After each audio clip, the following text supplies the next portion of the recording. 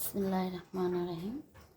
আসলে স্ট্রোকের রোগীদের মুখের ব্যায়ামটা খুব জরুরি। এটা যদি না করা হয় তাহলে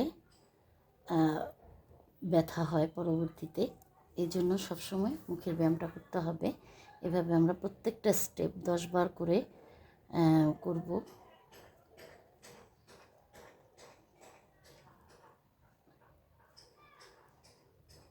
অনেক সময় কথা বন্ধ হয়ে যায় স্ট্রোকের কারণে, ব্যায়ামের মাধ্যমে কথাটা চালু হয়। এর জন্য খুবই জরুরি।